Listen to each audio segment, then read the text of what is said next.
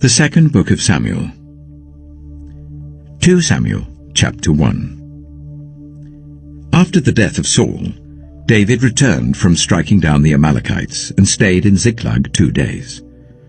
On the third day, a man arrived from Saul's camp with his clothes torn and dust on his head.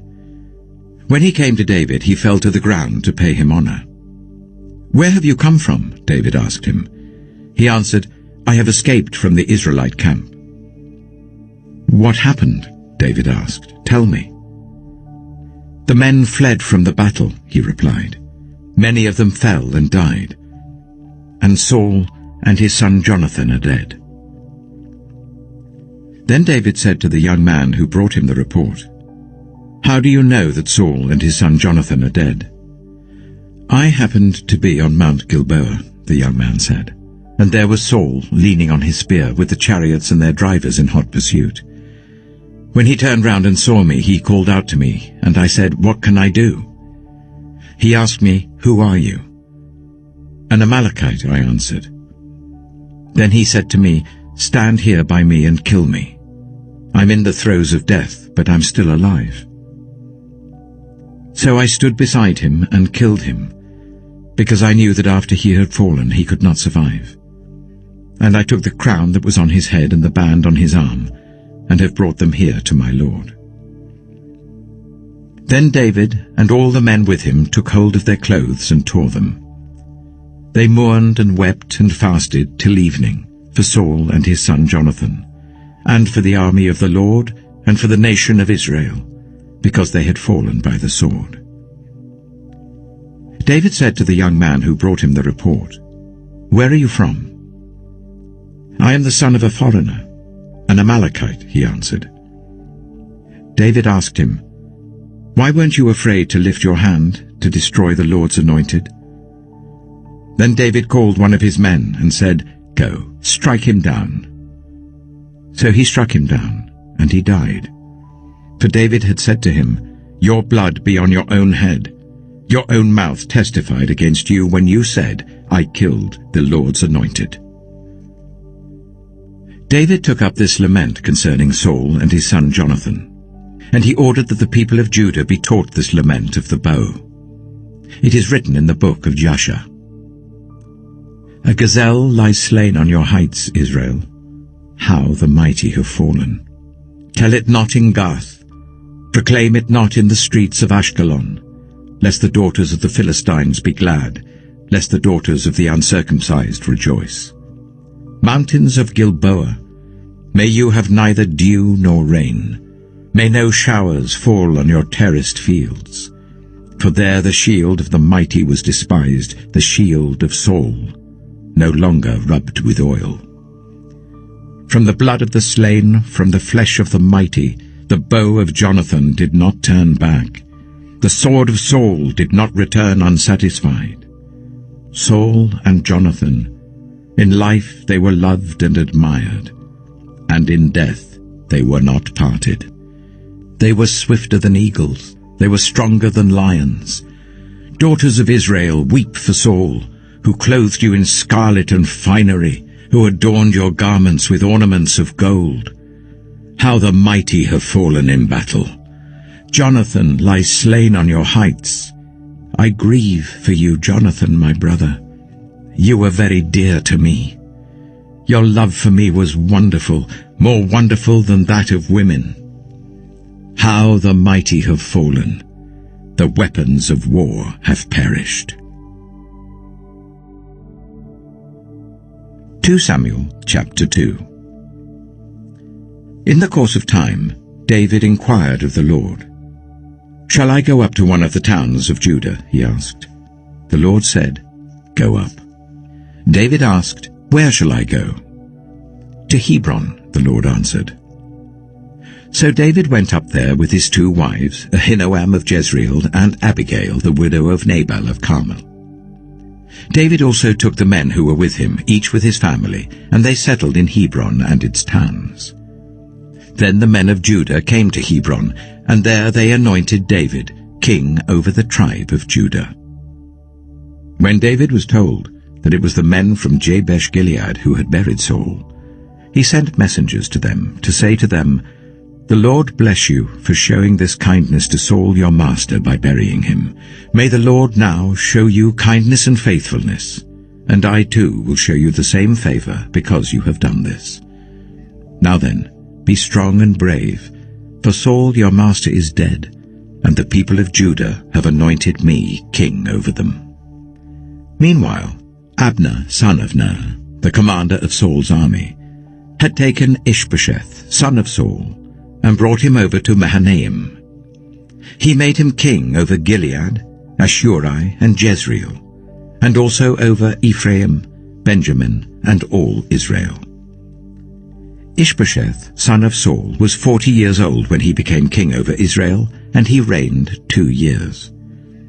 The tribe of Judah, however, remained loyal to David. The length of time David was king in Hebron over Judah was 7 years and 6 months. Abner, son of Ner, together with the men of Ishbosheth, son of Saul, left Mahanaim and went to Gibeon. Joab, son of Zeruiah, and David's men went out and met them at the pool of Gibeon. One group sat down on one side of the pool, and one group on the other side. Then Abner said to Joab, "Let's have some of the young men get up and fight hand to hand in front of us." "All right, let them do it," Joab said. So they stood up and were counted, 12 men for Benjamin and Ishbosheth, son of Saul, and 12 for David. Then each man grabbed his opponent by the head and thrust his dagger into his opponent's side, and they fell down together. So that place in Gibeon was called Helkath Hazurim. The battle that day was very fierce, and Abner and the Israelites were defeated by David's men. The 3 sons of Zeruiah were there, Joab, Abishai, and Asahel. Now Asahel was as fleet-footed as a wild gazelle. He chased Abner, turning neither to the right nor to the left as he pursued him. Abner looked behind him and asked, "Is that you, Asahel?" "It is," he answered.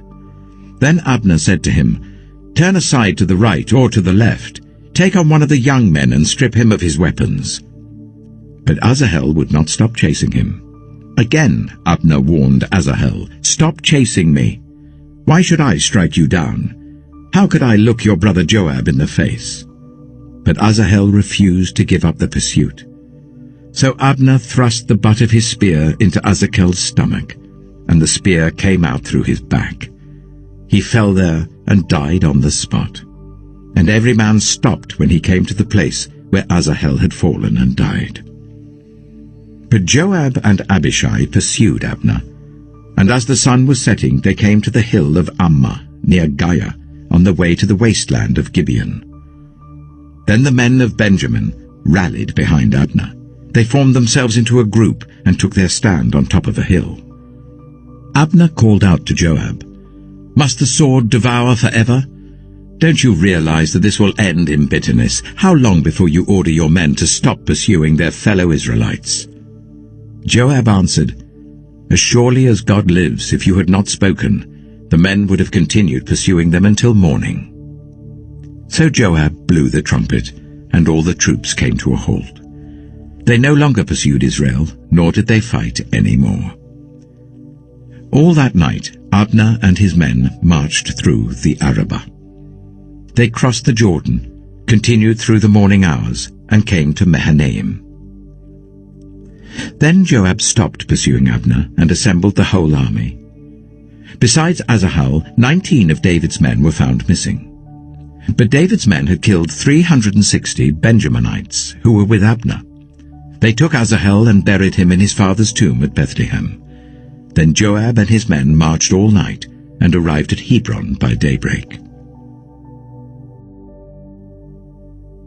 2 Samuel chapter 3. The war between the house of Saul and the house of David lasted a long time. David grew stronger and stronger, while the house of Saul grew weaker and weaker. Sons were born to David in Hebron. His firstborn was Amnon, the son of Ahinoam of Jezreel. His second, Chileab, the son of Abigail, the widow of Nabal of Carmel. The third, Absalom, the son of Maacah, daughter of Talmai, king of Geshur. The fourth, Adonijah, the son of Haggith. The fifth, Shephatiah, the son of Abital. And the sixth, Ithream, the son of David's wife Eglah. These were born to David in Hebron. During the war between the house of Saul and the house of David, Abner had been strengthening his own position in the house of Saul. Now Saul had had a concubine named Rizpah, daughter of Aiah, and Ishbosheth said to Abner, "Why did you sleep with my father's concubine?" Abner was very angry because of what Ishbosheth had said. So he answered, "Am I a dog's head on Judah's side? This very day I am loyal to the house of your father Saul and to his family and friends. I haven't handed you over to David. Yet now you accuse me of an offense involving this woman. May God deal with Abner, be it ever so severely, if I do not do for David what the Lord promised him on oath, and transfer the kingdom from the house of Saul, and establish David's throne over Israel and Judah, from Dan to Beersheba." Ishbosheth did not dare to say another word to Abner, because he was afraid of him. Then Abner sent messengers on his behalf to say to David, "Whose land is it? Make an agreement with me, and I will help you bring all Israel over to you." "Good," said David, "I will make an agreement with you. But I demand one thing of you. Do not come into my presence unless you bring Michal, daughter of Saul, when you come to see me." Then David sent messengers to Ishbosheth, son of Saul, demanding, "Give me my wife Michal, whom I betrothed to myself for the price of 100 Philistine foreskins." So Ishbosheth gave orders and had her taken away from her husband Paltiel, son of Laish. Her husband, however, went with her, weeping behind her all the way to Bahurim. Then Abner said to him, "Go back home." So he went back. Abner conferred with the elders of Israel and said, "For some time you have wanted to make David your king. Now do it. For the Lord promised David, 'By my servant David I will rescue my people Israel from the hand of the Philistines and from the hand of all their enemies.'" Abner also spoke to the Benjaminites in person. Then he went to Hebron to tell David everything that Israel and the whole tribe of Benjamin wanted to do. When Abner, who had 20 men with him, came to David at Hebron, David prepared a feast for him and his men. Then Abner said to David, "Let me go at once and assemble all Israel for my lord the king, so that they may make a covenant with you, and that you may rule over all that your heart desires." So David sent Abner away, and he went in peace. Just then, David's men and Joab returned from a raid and brought with them a great deal of plunder. But Abner was no longer with David in Hebron because David had sent him away, and he had gone in peace. When Joab and all the soldiers with him arrived, he was told that Abner, son of Ner, had come to the king, and that the king had sent him away, and that he had gone in peace. So Joab went to the king and said, "What have you done? Look, Abner came to you. Why did you let him go? Now he is gone. You know Abner, son of Ner. He came to deceive you and observe your movements and find out everything you're doing." Joab then left David and sent messengers after Abner, and they brought him back from the cistern at Sirah. But David did not know it. Now when Abner returned to Hebron, Joab took him aside into an inner chamber, as if to speak with him privately. And there, to avenge the blood of his brother Asahel, Joab stabbed him in the stomach, and he died. Later, when David heard about this, he said, "I and my kingdom are forever innocent before the Lord concerning the blood of Abner, son of Ner. May his blood fall on the head of Joab and on his whole family. May Joab's family never be without someone who has a running sore or leprosy, or who leans on a crutch, or who falls by the sword, or who lacks food." Joab and his brother Abishai murdered Abner because he had killed their brother Asahel in the battle of Gibeon. Then David said to Joab and all the people with him, "Tear your clothes, and put on sackcloth and walk in mourning in front of Abner. King David himself walked behind the bier. They buried Abner in Hebron, and the king wept aloud at Abner's tomb. All the people wept also. The king sang this lament for Abner. Should Abner have died as the lawless die? Your hands were not bound, your feet were not fettered. You fell as one falls before the wicked. And all the people wept over him again. Then they all came and urged David to eat something while it was still day. But David took an oath, saying, May God deal with me, be it ever so severely, if I taste bread or anything else before the sun sets. All the people took note and were pleased. Indeed, everything the king did pleased them. So on that day all the people there and all Israel knew that the king had no part in the murder of Abner, son of Ner. Then the king said to his men, Do you not realize that a commander and a great man has fallen in Israel this day? And today, though I am the anointed king, I am weak, and these sons of Zeruiah are too strong for me. May the Lord repay the evildoer according to his evil deeds. 2 Samuel chapter 4. When Ishbosheth, son of Saul, heard that Abner had died in Hebron, he lost courage, and all Israel became alarmed. Now Saul's son had 2 men who were leaders of raiding bands. One was named Baanah, and the other Rechab. They were sons of Rimmon the Beerothite, from the tribe of Benjamin. Beeroth is considered part of Benjamin because the people of Beeroth fled to Gittaim and have resided there as foreigners to this day. Jonathan, son of Saul, had a son who was lame in both feet. He was 5 years old when the news about Saul and Jonathan came from Jezreel. His nurse picked him up and fled, but as she hurried to leave, he fell and became disabled. His name was Mephibosheth.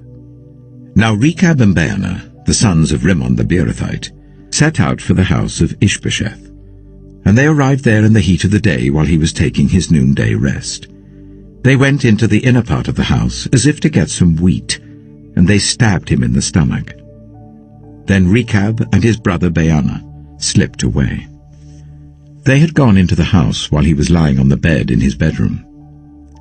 After they stabbed and killed him, they cut off his head.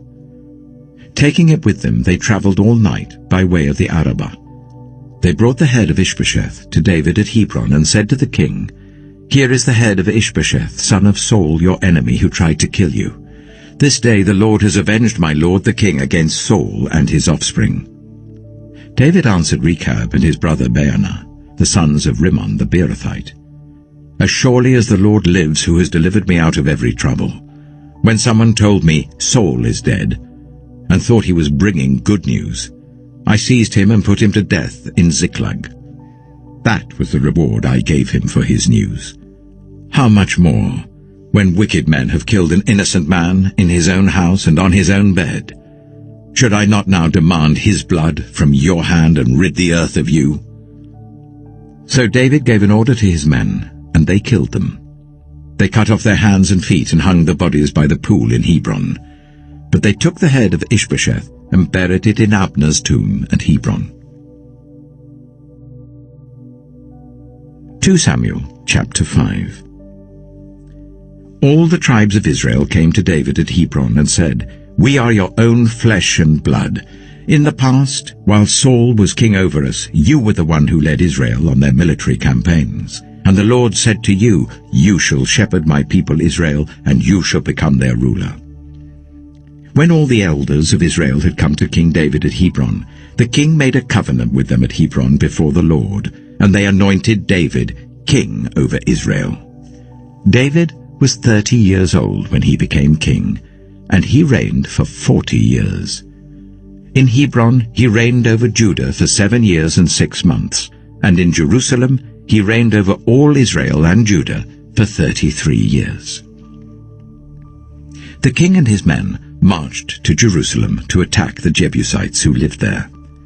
The Jebusites said to David, You will not get in here. Even the blind and the lame can ward you off." They thought, "David cannot get in here." Nevertheless, David captured the fortress of Zion, which is the city of David. On that day, David had said, "Anyone who conquers the Jebusites will have to use the water shaft to reach those lame and blind, who are David's enemies. That is why they say, 'The blind and lame will not enter the palace.'" David then took up residence in the fortress and called it the City of David. He built up the area around it from the terraces inwards, and he became more and more powerful because the Lord God Almighty was with him. Now Hiram, king of Tyre, sent envoys to David, along with cedar logs and carpenters and stonemasons, and they built a palace for David. Then David knew that the Lord had established him as king over Israel, and had exalted his kingdom for the sake of his people Israel. After he left Hebron, David took more concubines and wives in Jerusalem, and more sons and daughters were born to him. These are the names of the children born to him there: Shammua, Shobab, Nathan, Solomon, Ipah, Elishua, Nepheg, Japhiah, Elishama, Eliada, and Eliphalet. When the Philistines heard that David had been anointed king over Israel, they went up in full force to search for him. But David heard about it and went down to the stronghold. Now the Philistines had come and spread out in the valley of Rephaim. So David inquired of the Lord, "Shall I go and attack the Philistines? Will you deliver them into my hands?" The Lord answered him, "Go, for I will surely deliver the Philistines into your hands." So David went to Baal-perazim, and there he defeated them. He said, "As the waters break out, the Lord has broken out against my enemies before me." So that place was called Baal-perazim. The Philistines abandoned their idols there, and David and his men carried them off. Once more the Philistines came up, and spread out in the valley of Rephaim. So David inquired of the Lord, and he answered, "Do not go straight up, but circle round behind them and attack them in front of the poplar trees. As soon as you hear the sound of marching in the tops of the poplar trees, move quickly, because that will mean the Lord has gone out in front of you to strike the Philistine army." So David did as the Lord commanded him, and he struck down the Philistines all the way from Gibeon to Gezer.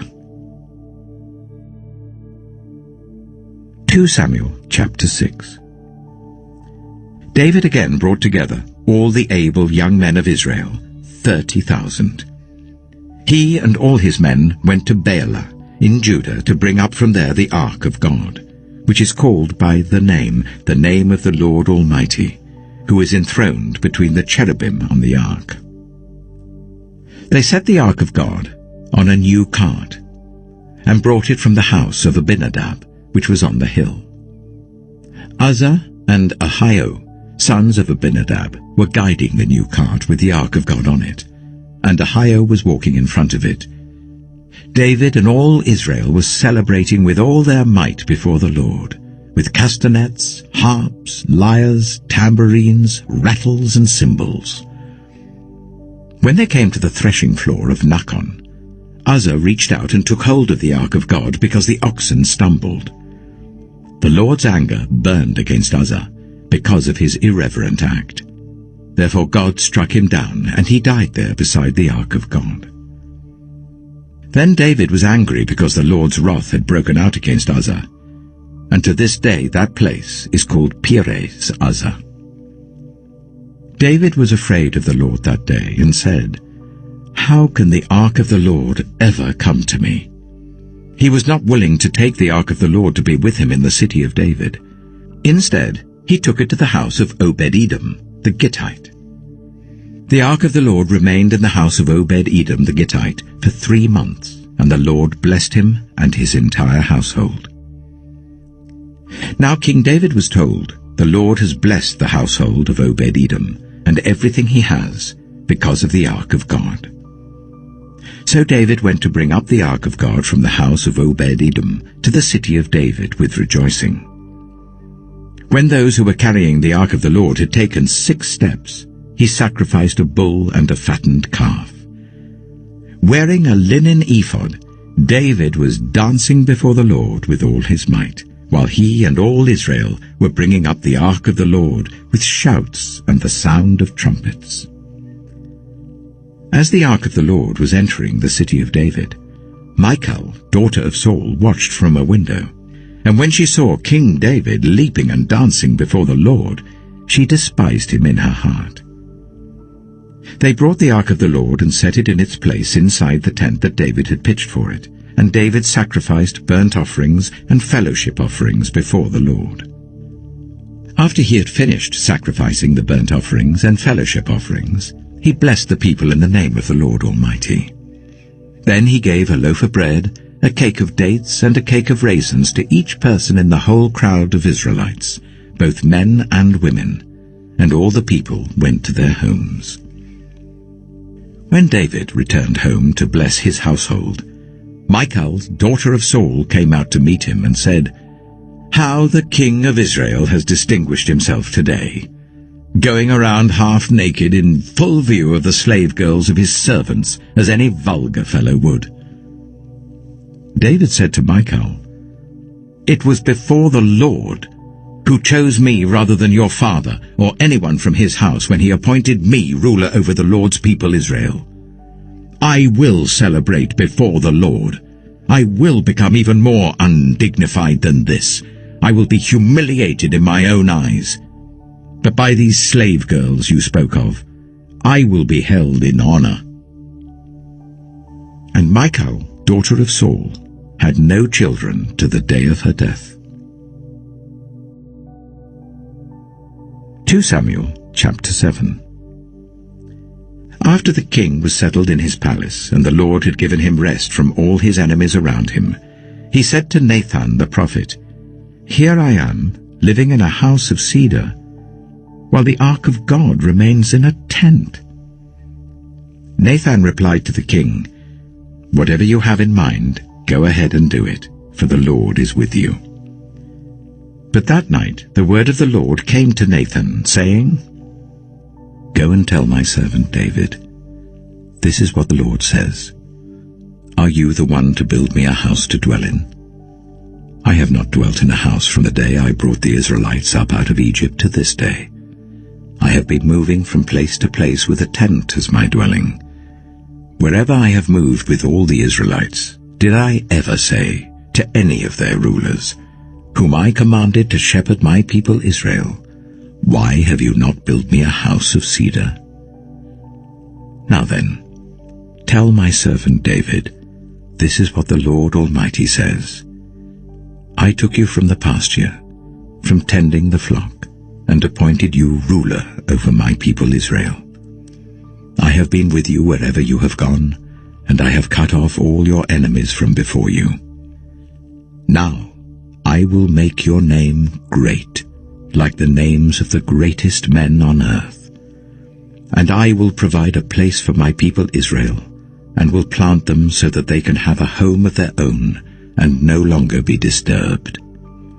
Wicked people shall not oppress them any more, as they did at the beginning, and have done ever since the time I appointed leaders over my people Israel. I will also give you rest from all your enemies. The Lord declares to you that the Lord himself will establish a house for you. When your days are over and you rest with your ancestors, I will raise up your offspring to succeed you, your own flesh and blood, and I will establish his kingdom. He is the one who will build a house for my name, and I will establish the throne of his kingdom forever. I will be his father, and he shall be my son. When he does wrong, I will punish him with a rod wielded by men, with floggings inflicted by human hands. But my love will never be taken away from him, as I took it away from Saul, whom I removed from before you. Your house and your kingdom shall endure forever before me. Your throne shall be established forever." Nathan reported to David all the words of this entire revelation. Then King David went in and sat before the Lord, and he said, "Who am I, sovereign Lord? And what is my family, that you have brought me this far? And as if this were not enough in your sight, sovereign Lord, you have also spoken about the future of the house of your servant, and this decree, sovereign Lord, is for a mere human. What more can David say to you? For you know your servant, sovereign Lord. For the sake of your word and according to your will, you have done this great thing and made it known to your servant. How great you are, sovereign Lord! There is no one like you, and there is no God but you, as we have heard with our own ears. And who is like your people Israel, the one nation on earth that God went out to redeem as a people for himself, and to make a name for himself, and to perform great and awesome wonders by driving out nations and their gods from before your people, whom you redeemed from Egypt? You have established your people Israel as your very own forever, and you, Lord, have become their God. And now, Lord God, keep forever the promise you have made concerning your servant and his house. Do as you promised, so that your name will be great forever. Then people will say, "The Lord Almighty is God over Israel," and the house of your servant David will be established in your sight. Lord Almighty, God of Israel, you have revealed this to your servant, saying, "I will build a house for you." So your servant has found courage to pray this prayer to you. Sovereign Lord, you are God. Your covenant is trustworthy, and you have promised these good things to your servant. Now be pleased to bless the house of your servant, that it may continue forever in your sight. For you, sovereign Lord, have spoken, and with your blessing the house of your servant will be blessed forever. 2 Samuel chapter 8. In the course of time, David defeated the Philistines and subdued them. And he took Metheg-Ammah from the control of the Philistines. David also defeated the Moabites. He made them lie down on the ground and measured them off with a length of cord. Every 2 lengths of them were put to death, and the 3rd length was allowed to live. So the Moabites became subject to David and brought him tribute. Moreover, David defeated Hadadezer, son of Rehob, king of Zobah, when he went to restore his monument at the river Euphrates.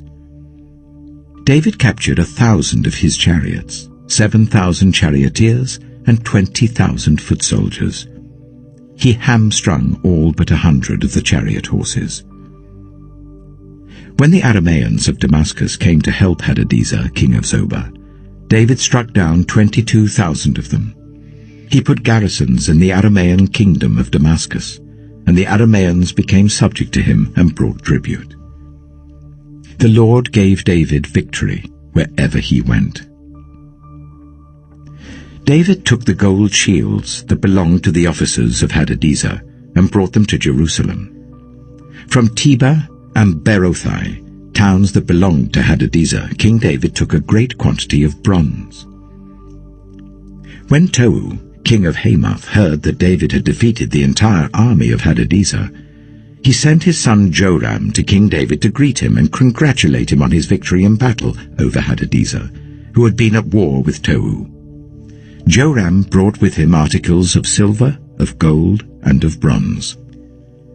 King David dedicated these articles to the Lord, as he had done with the silver and gold from all the nations he had subdued: Edom and Moab, the Ammonites and the Philistines, and Amalek.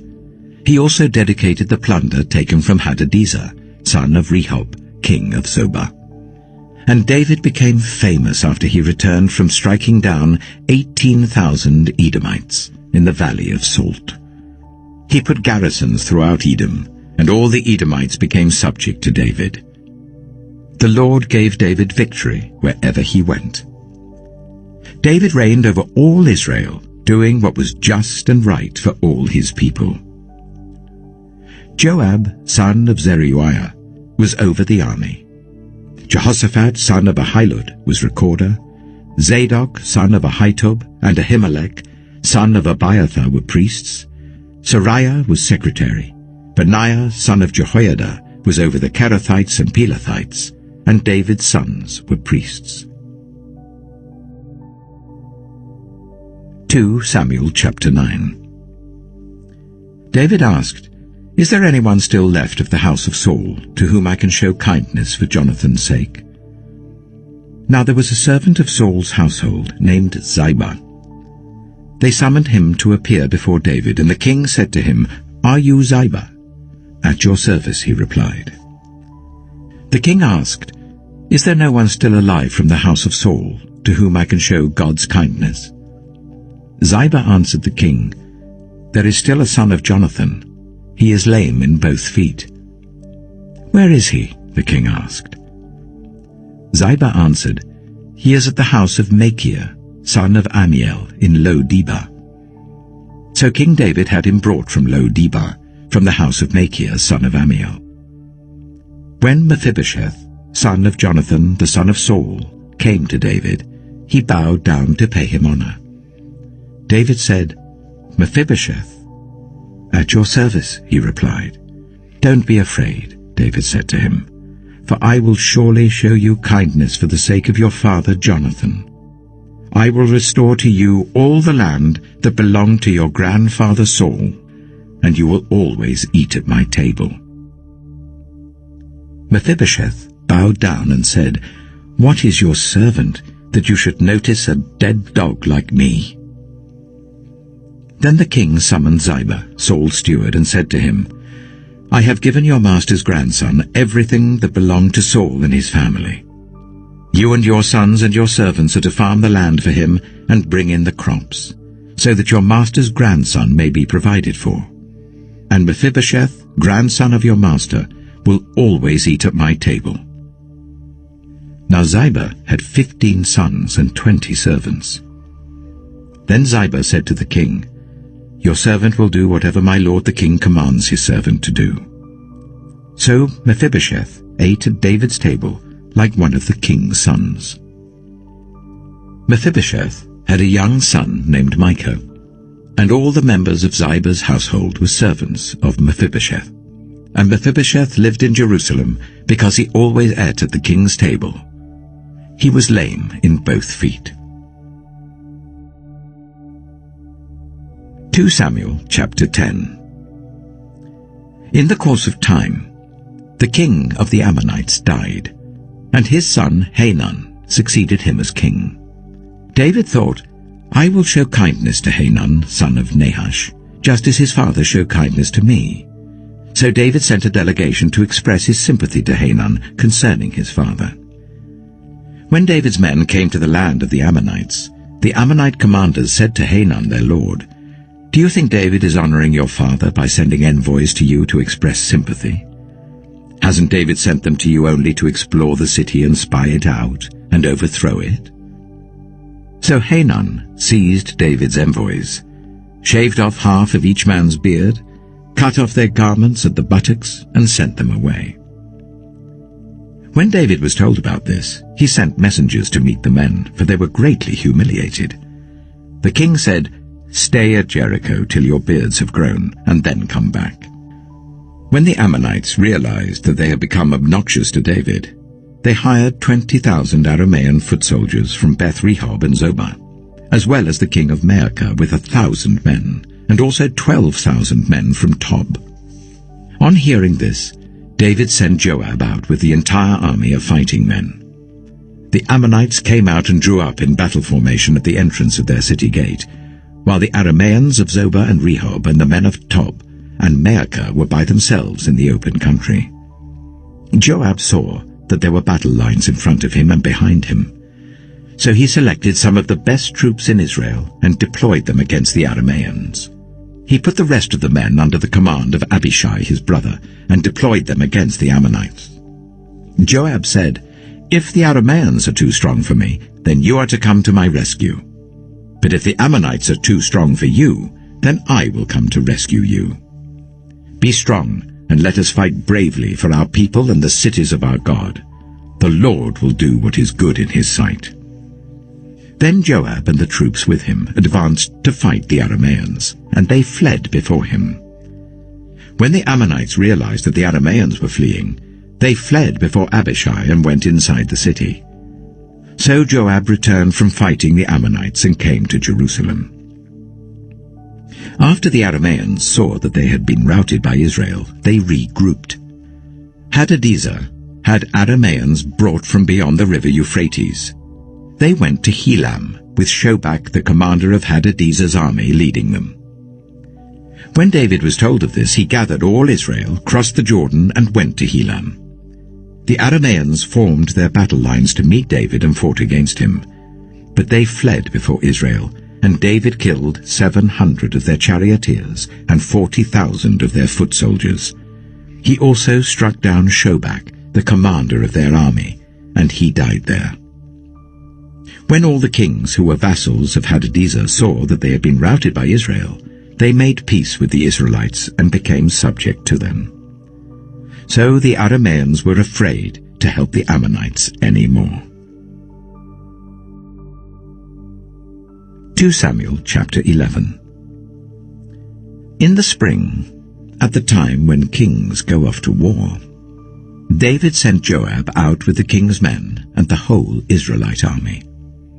They destroyed the Ammonites and besieged Rabbah, but David remained in Jerusalem. One evening, David got up from his bed and walked around on the roof of the palace. From the roof, he saw a woman washing. The woman was very beautiful, and David sent someone to find out about her. The man said, "She is Bathsheba, the daughter of Eliam, and the wife of Uriah the Hittite." Then David sent messengers to get her. She came to him, and he slept with her. Now she was purifying herself from her monthly uncleanness. Then she went back home.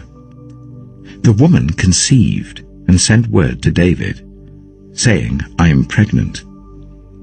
So David sent this word to Joab, "Send me Uriah the Hittite." And Joab sent him to David.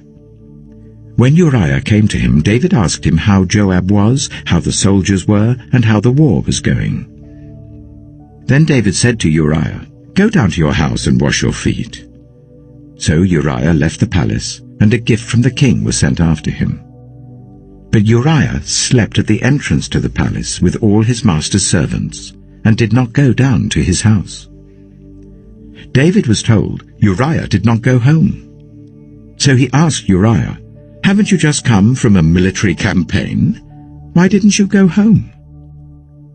Uriah said to David, "The ark and Israel and Judah are staying in tents, and my commander Joab and my lord's men are camped in the open country. How could I go to my house to eat and drink and make love to my wife? As surely as you live, I will not do such a thing." Then David said to him, "Stay here one more day, and tomorrow I will send you back." So Uriah remained in Jerusalem that day and the next. At David's invitation, he ate and drank with him, and David made him drunk. But in the evening Uriah went out to sleep on his mat among his master's servants. He did not go home. In the morning, David wrote a letter to Joab and sent it with Uriah. In it he wrote, "Put Uriah out in front, where the fighting is fiercest. Then withdraw from him, so that he will be struck down and die." So while Joab had the city under siege, he put Uriah at a place where he knew the strongest defenders were. When the men of the city came out and fought against Joab, some of the men in David's army fell. Moreover, Uriah the Hittite died. Joab sent David a full account of the battle. He instructed the messenger, "When you have finished giving the king this account of the battle, the king's anger may flare up, and he may ask you, 'Why did you get so close to the city to fight? Didn't you know they would shoot arrows from the wall?' Who killed Abimelech, son of Jerubesheth? Didn't a woman drop an upper millstone on him from the wall so that he died in Thebez? Why did you get so close to the wall? If he asks you this, then say to him, Moreover, your servant Uriah the Hittite is dead. The messenger set out, and when he arrived he told David everything Joab had sent him to say. The messenger said to David, The men overpowered us and came out against us in the open, but we drove them back to the entrance of the city gate. Then the archers shot arrows at your servants from the wall, and some of the king's men died. Moreover, your servant Uriah the Hittite is dead. David told the messenger, Say this to Joab. Don't let this upset you. The sword devours one as well as another. Press the attack against the city and destroy it. Say this to encourage Joab. When Uriah's wife heard that her husband was dead, she mourned for him. After the time of mourning was over, David had her brought to his house, and she became his wife and bore him a son. But the thing David had done displeased the Lord. 2 Samuel chapter 12. The Lord sent Nathan to David. When he came to him, he said, There were 2 men in a certain town, one rich and the other poor. The rich man had a very large number of sheep and cattle, but the poor man had nothing except one little ewe lamb that he had bought. He raised it, and it grew up with him and his children. It shared his food, drank from his cup, and even slept in his arms. It was like a daughter to him. Now a traveller came to the rich man, but the rich man refrained from taking one of his own sheep or cattle to prepare a meal for the traveller who had come to him. Instead, he took the ewe lamb that belonged to the poor man and prepared it for the one who had come to him. David burned with anger against the man and said to Nathan, As surely as the Lord lives, the man who did this must die. He must pay for that lamb 4 times over because he did such a thing and had no pity. Then Nathan said to David, You are the man. This is what the Lord, the God of Israel, says. I anointed you king over Israel, and I delivered you from the hand of Saul. I gave your master's house to you, and your master's wives into your arms. I gave you all Israel and Judah. And if all this had been too little, I would have given you even more. Why did you despise the word of the Lord by doing what is evil in his eyes? You struck down Uriah the Hittite with the sword and took his wife to be your own. You killed him with the sword of the Ammonites. Now, therefore, the sword shall never depart from your house, because you despised me and took the wife of Uriah the Hittite to be your own. This is what the Lord says. Out of your own household I'm going to bring calamity on you. Before your very eyes I will take your wives and give them to one who is close to you, and he will sleep with your wives in broad daylight. You did it in secret, but I will do this thing in broad daylight before all Israel. Then David said to Nathan, I have sinned against the Lord. Nathan replied, The Lord has taken away your sin. You're not going to die. But because by doing this you have shown utter contempt for the Lord, the son born to you will die. After Nathan had gone home, the Lord struck the child that Uriah's wife had borne to David, and he became ill. David pleaded with God for the child. He fasted and spent the nights lying in sackcloth on the ground. The elders of his household stood beside him to get him up from the ground, but he refused, and he would not eat any food with them. On the 7th day, the child died. David's attendants were afraid to tell him that the child was dead, for they thought, while the child was still living, he wouldn't listen to us when we spoke to him. How can we now tell him the child is dead? He may do something desperate. David noticed that his attendants were whispering among themselves, and he realized that the child was dead. "Is the child dead?" he asked. "Yes," they replied, "he is dead." Then David got up from the ground. After he had washed, put on lotions and changed his clothes, he went into the house of the Lord and worshipped. Then he went to his own house, and at his request they served him food, and he ate. His attendants asked him, "Why are you acting in this way? While the child was alive, you fasted and wept, but now that the child is dead, you get up and eat." He answered, "While the child was alive, I fasted and wept. I thought, who knows? The Lord may be gracious to me and let the child live. But now that he is dead, why should I go on fasting? Can I bring him back again? I will go to him, but he will not return to me." Then David comforted his wife Bathsheba, and he went to her and made love to her. She gave birth to a son, and they named him Solomon. The Lord loved him, and because the Lord loved him, he sent word through Nathan the prophet to name him Jedidiah. Meanwhile, Joab fought against Rabbah of the Ammonites and captured the royal citadel. Joab then sent messengers to David, saying, "I have fought against Rabbah and taken its water supply. Now muster the rest of the troops and besiege the city and capture it. Otherwise I shall take the city, and it will be named after me." So David mustered the entire army and went to Rabbah, and attacked and captured it. David took the crown from their king's head, and it was placed on his own head. It weighed 1 talent of gold, and it was set with precious stones. David took a great quantity of plunder from the city, and brought out the people who were there, consigning them to labor with saws and with iron picks and axes, and he made them work at brickmaking. David did this to all the Ammonite towns. Then he and his entire army returned to Jerusalem. 2 Samuel chapter 13.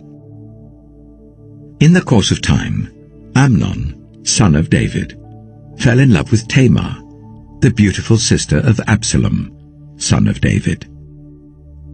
Amnon became so obsessed with his sister Tamar that he made himself ill. She was a virgin, and it seemed impossible for him to do anything to her. Now Amnon had an adviser named Jonadab, son of Shimeah, David's brother. Jonadab was a very shrewd man. He asked Amnon, "Why do you, the king's son, look so haggard morning after morning? Won't you tell me?" Amnon said to him, "I'm in love with Tamar, my brother Absalom's sister." "Go to bed and pretend to be ill," Jonadab said. "When your father comes to see you, say to him, 'I would like my sister Tamar to come and give me something to eat. Let her prepare the food in my sight, so that I may watch her and then eat it from her hand.'" So Amnon lay down and pretended to be ill.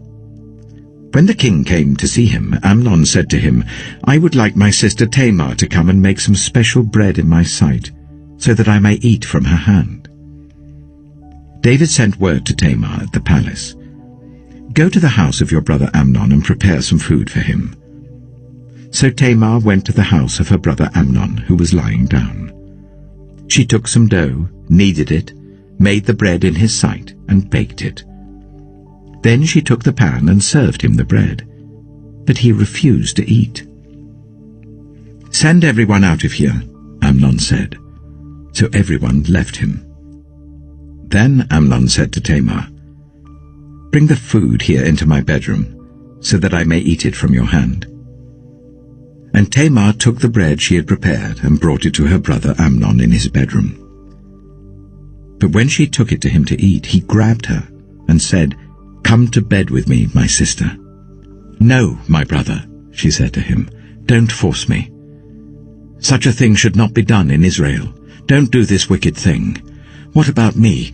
Where could I get rid of my disgrace? And what about you? You would be like one of the wicked fools in Israel. Please speak to the king. He will not keep me from being married to you." But he refused to listen to her, and since he was stronger than she, he raped her. Then Amnon hated her with intense hatred. In fact, he hated her more than he had loved her.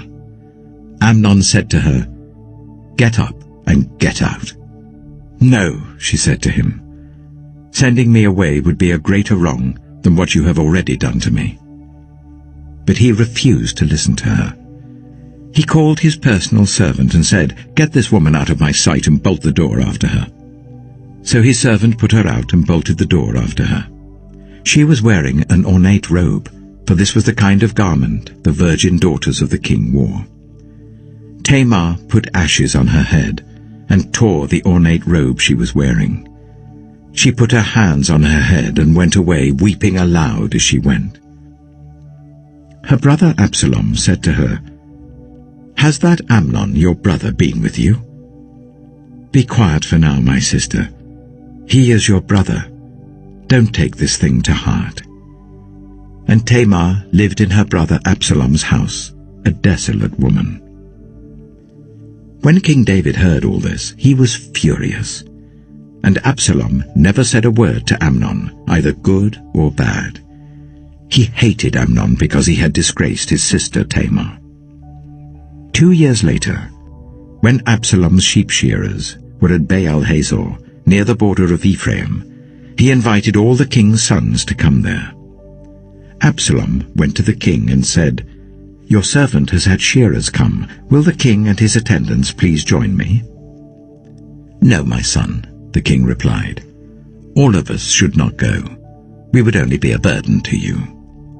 Although Absalom urged him, he still refused to go but gave him his blessing. Then Absalom said, "If not, please let my brother Amnon come with us." The king asked him, "Why should he go with you?" But Absalom urged him. So he sent with him Amnon and the rest of the king's sons. Absalom ordered his men, "Listen, when Amnon is in high spirits from drinking wine, and I say to you, 'Strike Amnon down,' then kill him. Don't be afraid. Haven't I given you this order? Be strong and brave." So Absalom's men did to Amnon what Absalom had ordered. Then all the king's sons got up, mounted their mules, and fled. While they were on their way, the report came to David, "Absalom has struck down all the king's sons. Not one of them is left."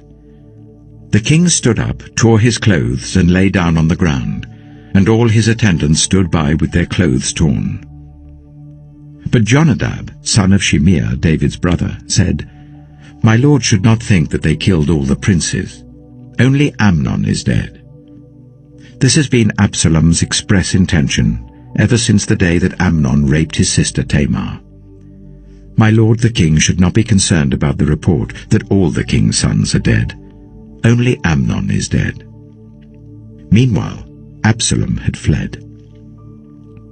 Now the man standing watch looked up and saw many people on the road west of him coming down the side of the hill. The watchman went and told the king, "I see men in the direction of Horonaim on the side of the hill." Jonadab said to the king, "See, the king's sons have come. It has happened just as your servant said." As he finished speaking, the king's sons came in, wailing loudly. The king too and all his attendants wept very bitterly. Absalom fled and went to Talmai, son of Ammihud, the king of Geshur. But King David mourned many days for his son. After Absalom fled and went to Geshur, he stayed there for 3 years, and King David longed to go to Absalom, for he was consoled concerning Amnon's death. 2 Samuel chapter 14. Joab, son of Zeruiah, knew that the king's heart longed for Absalom. So Joab sent someone to Tekoa, and had a wise woman brought from there. He said to her, "Pretend you are in mourning. Dress in mourning clothes and don't use any cosmetic lotions. Act like a woman who has spent many days grieving for the dead. Then go to the king and speak these words to him." And Joab put the words in her mouth. When the woman from Tekoa went to the king, she fell with her face to the ground to pay him honor, and she said, "Help me, your majesty." The king asked her, "What is troubling you?" She said, "I am a widow. My husband is dead, I, your servant, had 2 sons. They got into a fight with each other in the field, and no one was there to separate them. One struck the other and killed him. Now the whole clan has risen up against your servant. They say, 'Hand over the one who struck his brother down, so that we may put him to death for the life of his brother whom he killed. Then we will get rid of the heir as well.'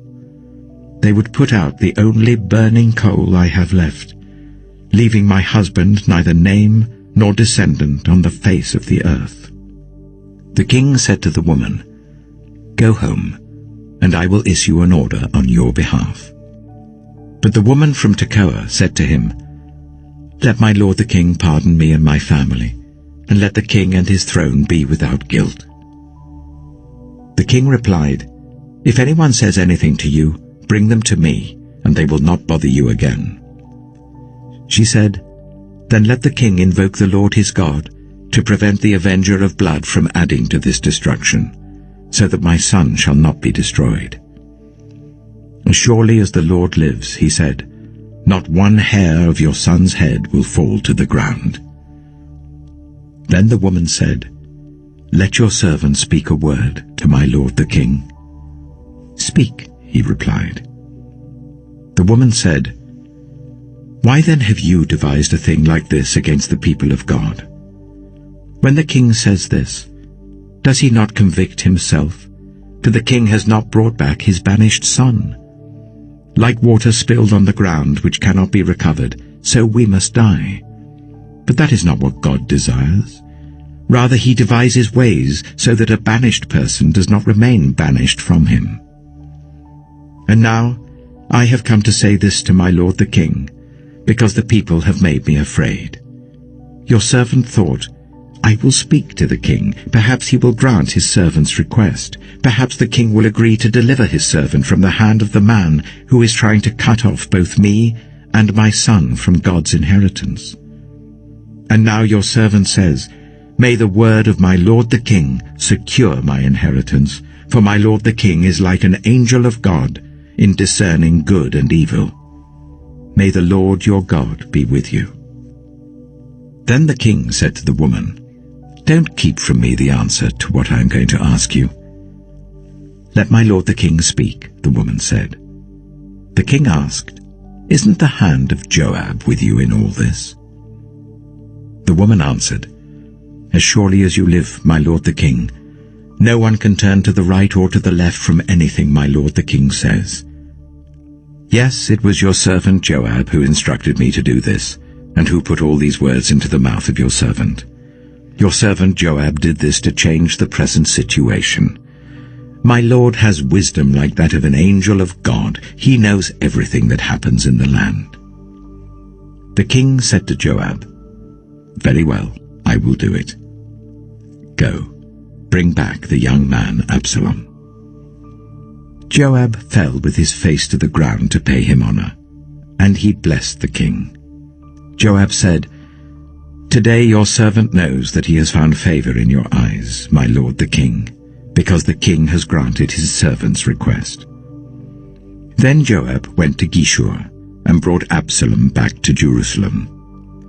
But the king said, 'He must go to his own house. He must not see my face.'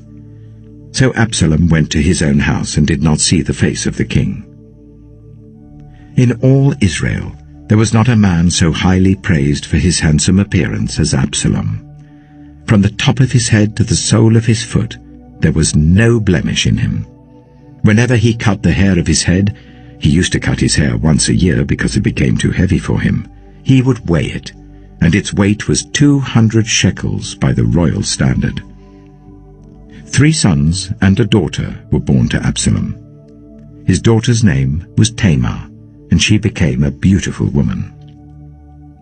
Absalom lived for 2 years in Jerusalem without seeing the king's face.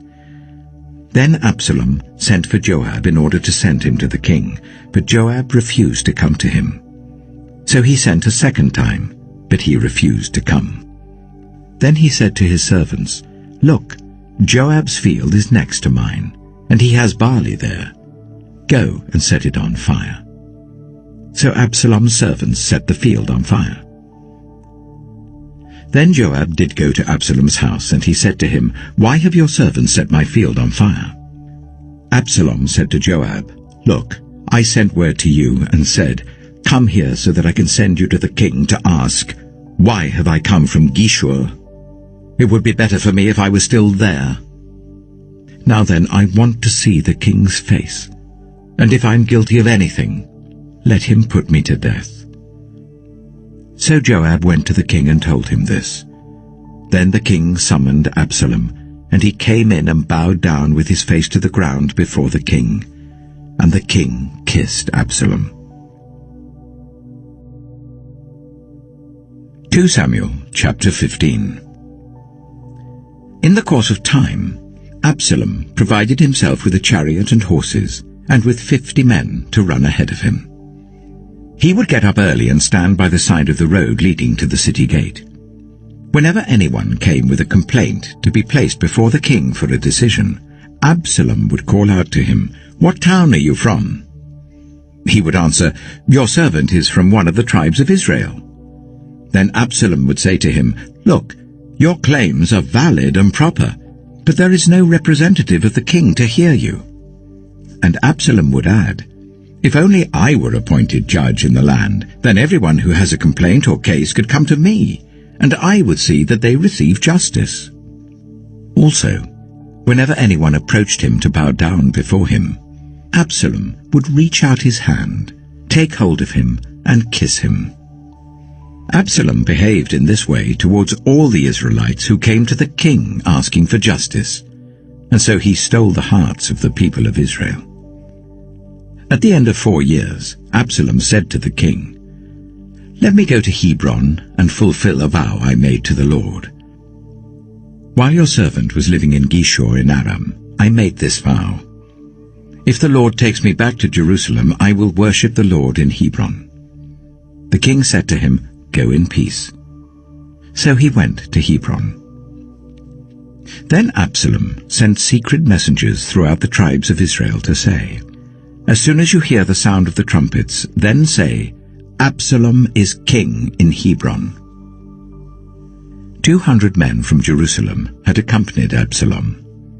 They had been invited as guests and went quite innocently, knowing nothing about the matter. While Absalom was offering sacrifices, he also sent for Ahithophel, the Gilonite, David's counselor, to come from Gilo, his hometown. And so the conspiracy gained strength, and Absalom's following kept on increasing. A messenger came and told David, "The hearts of the people of Israel are with Absalom." Then David said to all his officials who were with him in Jerusalem, "Come, we must flee, or none of us will escape from Absalom. We must leave immediately, or he will move quickly to overtake us and bring ruin on us, and put the city to the sword." The king's officials answered him, "Your servants are ready to do whatever our lord the king chooses." The king set out, with his entire household following him. But he left 10 concubines to take care of the palace. So the king set out, with all the people following him, and they halted at the edge of the city. All his men marched past him, along with all the Kerethites and the Pelethites, and all the 600 Gittites who had accompanied him from Gath marched before the king. The king said to Ittai the Gittite, "Why should you come along with us? Go back and stay with King Absalom. You are a foreigner, an exile from your homeland. You came only yesterday. And today shall I make you wander about with us, when I do not know where I'm going? Go back and take your people with you. May the Lord show you kindness and faithfulness." But Ittai replied to the king, "As surely as the Lord lives and as my lord the king lives, wherever my lord the king may be, whether it means life or death, there will your servant be." David said to Ittai, "Go ahead, march on." So Ittai the Gittite marched on with all his men and the families that were with him. The whole countryside wept aloud as all the people passed by. The king also crossed the Kidron Valley, and all the people moved on towards the wilderness. Zadok was there too, and all the Levites who were with him were carrying the Ark of the Covenant of God. They set down the ark of God, and Abiathar offered sacrifices until all the people had finished leaving the city. Then the king said to Zadok, "Take the ark of God back into the city. If I find favor in the Lord's eyes, he will bring me back and let me see it and his dwelling place again. But if he says, I am not pleased with you, then I am ready. Let him do to me whatever seems good to him." The king also said to Zadok the priest, "Do you understand? Go back to the city with my blessing. Take your son Ahimaaz with you, and also Abiathar's son Jonathan. You and Abiathar return with your 2 sons. I will wait at the fords in the wilderness until word comes from you to inform me." So Zadok and Abiathar took the ark of God back to Jerusalem and stayed there. But David continued up the Mount of Olives, weeping as he went. His head was covered and he was barefoot. All the people with him covered their heads too and were weeping as they went up. Now David had been told Ahithophel is among the conspirators with Absalom. So David prayed, "Lord, turn Ahithophel's counsel into foolishness." When David arrived at the summit, where people used to worship God, Hushai the Archite was there to meet him, his robe torn and dust on his head. David said to him, "If you go with me, you will be a burden to me. But if you return to the city and say to Absalom, 'Your Majesty, I will be your servant. I was your father's servant in the past, but now I will be your servant,' then you can help me by frustrating Ahithophel's advice. Won't the priests Zadok and Abiathar be there with you? Tell them anything you hear in the king's palace." Their 2 sons, Ahimaaz son of Zadok and Jonathan son of Abiathar, are there with them. Send them to me with anything you hear." So Hushai, David's confidant, arrived at Jerusalem as Absalom was entering the city. 2 Samuel chapter 16. When David had gone a short distance beyond the summit, there was Ziba, the steward of Mephibosheth, waiting to meet him. He had a string of donkeys saddled and loaded with 200 loaves of bread, 100 cakes of raisins, 100 cakes of figs, and a skin of wine. The king asked Ziba, "Why have you brought these?" Ziba answered, "The donkeys are for the king's household to ride on, the bread and fruit are for the men to eat, and the wine is to refresh those who become exhausted in the wilderness." The king then asked, "Where is your master's grandson?"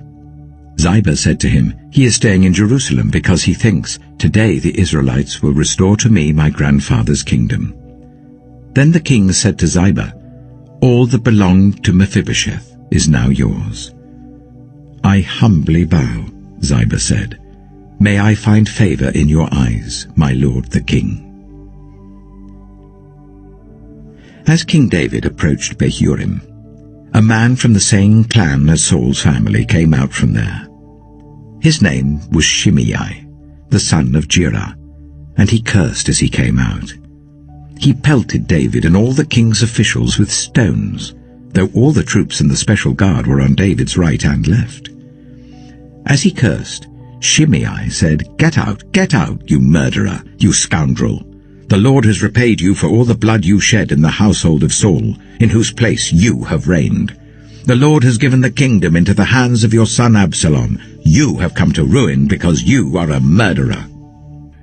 Then Abishai, son of Zeruiah, said to the king, "Why should this dead dog curse my lord the king? Let me go over and cut off his head." But the king said, "What does this have to do with you, you sons of Zeruiah? If he is cursing because the Lord said to him, 'Curse David,' who can ask, 'Why do you do this?'" David then said to Abishai and all his officials, "My son, my own flesh and blood, is trying to kill me. How much more then this Benjaminite? Leave him alone, let him curse, for the Lord has told him to.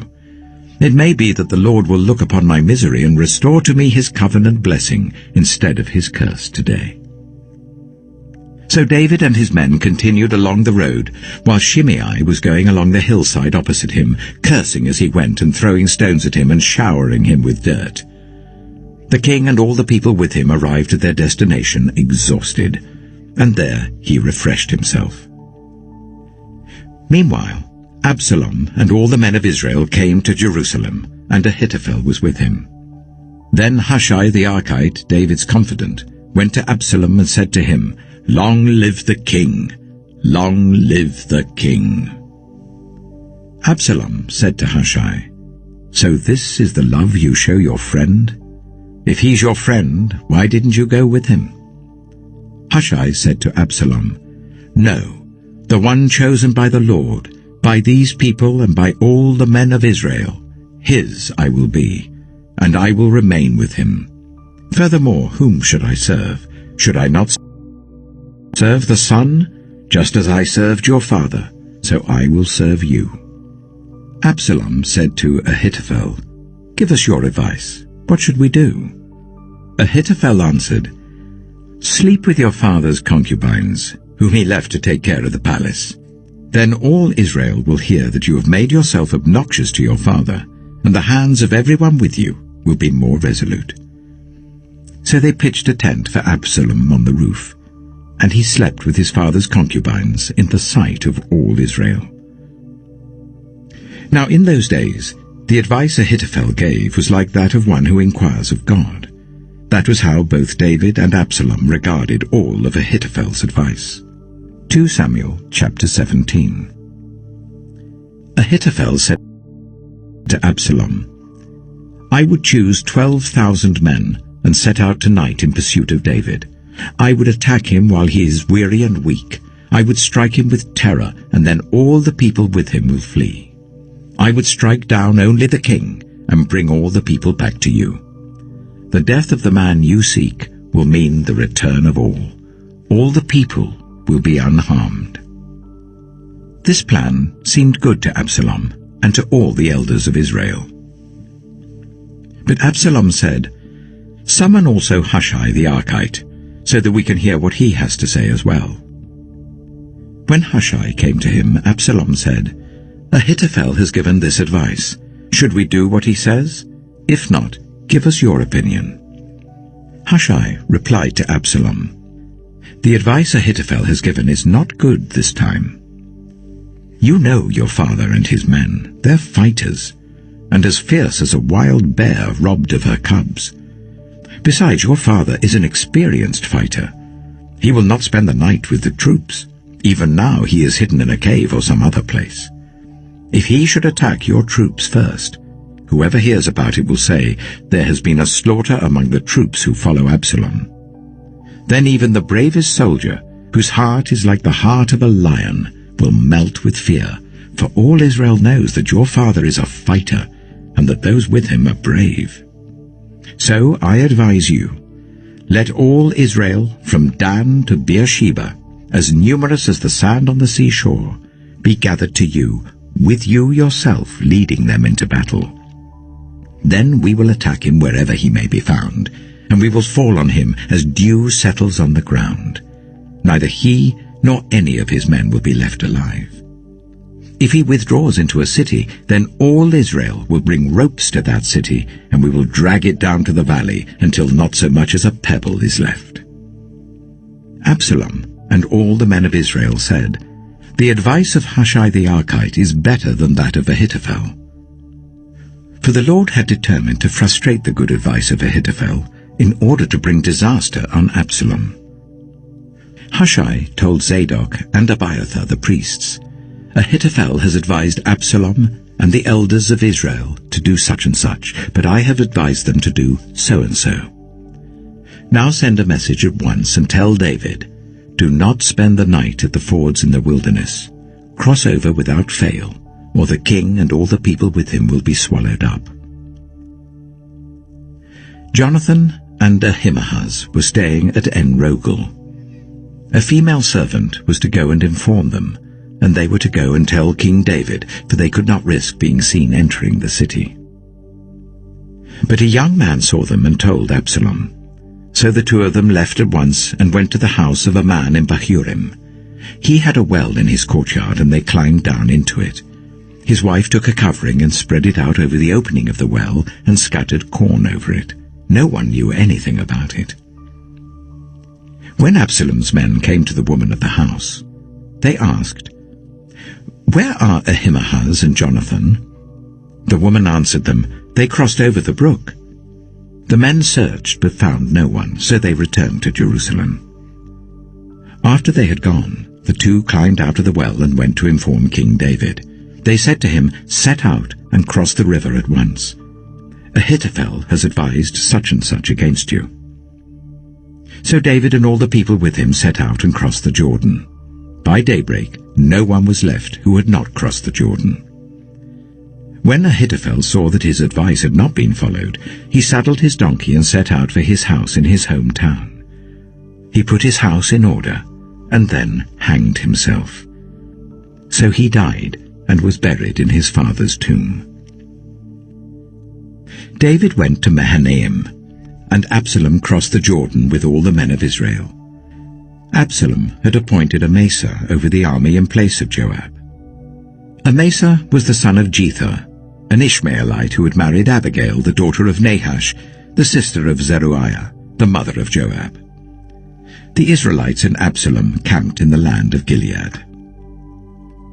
When David came to Mahanaim, Shobai, son of Nahash from Rabbah of the Ammonites, and Machir, son of Amiel from Lo-debar, and Barzillai the Gilead from Rogelim, brought bedding and bowls and articles of pottery.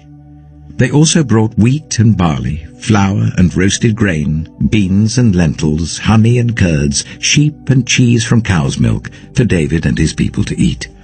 For they said, "The people have become exhausted and hungry and thirsty in the wilderness." 2 Samuel chapter 18. David mustered the men who were with him and appointed over them commanders of thousands and commanders of hundreds. David sent out his troops, a third under the command of Joab, a third under Joab's brother Abishai, son of Zeruiah, and a third under Ittai the Gittite. The king told the troops, "I myself will surely march out with you." But the men said, "You must not go out. If we are forced to flee, they won't care about us. Even if half of us die, they won't care. But you are worth 10,000 of us. It would be better now for you to give us support from the city." The king answered, "I will do whatever seems best to you." So the king stood beside the gate while all his men marched out in units of hundreds and of thousands. The king commanded Joab, Abishai, and Ittai, "Be gentle with the young man Absalom for my sake." And all the troops heard the king give orders concerning Absalom to each of the commanders. David's army marched out of the city to fight Israel, and the battle took place in the forest of Ephraim. There Israel's troops were routed by David's men, and the casualties that day were great, 20,000 men. The battle spread out over the whole countryside, and the forest swallowed up more men that day than the sword. Now Absalom happened to meet David's men. He was riding his mule, and as the mule went under the thick branches of a large oak, Absalom's hair got caught in the tree. He was left hanging in mid-air while the mule he was riding kept on going. When one of the men saw what had happened, he told Joab, "I have just seen Absalom hanging in an oak tree." Joab said to the man who had told him this, "What? You saw him? Why didn't you strike him to the ground right there? Then I would have had to give you 10 shekels of silver and a warrior's belt." But the man replied, "Even if 1,000 shekels were weighed out into my hands, I would not lay a hand on the king's son. In our hearing, the king commanded you and Abishai and Ittai, protect the young man Absalom for my sake. And if I had put my life in jeopardy, and nothing is hidden from the king, you would have kept your distance from me." Joab said, "I'm not going to wait like this for you." So he took 3 javelins in his hand and plunged them into Absalom's heart while Absalom was still alive in the oak tree. And 10 of Joab's armor-bearers surrounded Absalom, struck him, and killed him. Then Joab sounded the trumpet, and the troops stopped pursuing Israel, for Joab halted them. They took Absalom, threw him into a big pit in the forest, and piled up a large heap of rocks over him. Meanwhile, all the Israelites fled to their homes. During his lifetime, Absalom had taken a pillar and erected it in the king's valley as a monument to himself, for he thought, "I have no son to carry on the memory of my name." He named the pillar after himself, and it is called Absalom's monument to this day. Now Ahimaaz, son of Zadok, said, "Let me run and take the news to the king that the Lord has vindicated him by delivering him from the hand of his enemies." "You are not the one to take the news today," Joab told him. "You may take the news another time, but you must not do so today, because the king's son is dead." Then Joab said to the Cushite, "Go tell the king what you have seen." The Cushite bowed down before Joab and ran off. Ahimaaz, son of Zadok, again said to Joab, "Come what may, please let me run behind the Cushite." But Joab replied, "My son, why do you want to go? You don't have any news that will bring you a reward." He said, "Come what may, I want to run." So Joab said, "Run." Then Ahimaaz ran by the way of the plain and outran the Cushite. While David was sitting between the inner and outer gates, the watchman went up to the roof of the gateway by the wall. As he looked out, he saw a man running alone. The watchman called out to the king and reported it. The king said, "If he is alone, he must have good news." And the runner came closer and closer. Then the watchman saw another runner, and he called down to the gatekeeper, "Look, another man running alone." The king said, "He must be bringing good news too." The watchman said, "It seems to me that the first one runs like Ahimaaz, son of Zadok." "He's a good man," the king said. "He comes with good news." Then Ahimaaz called out to the king, "All is well."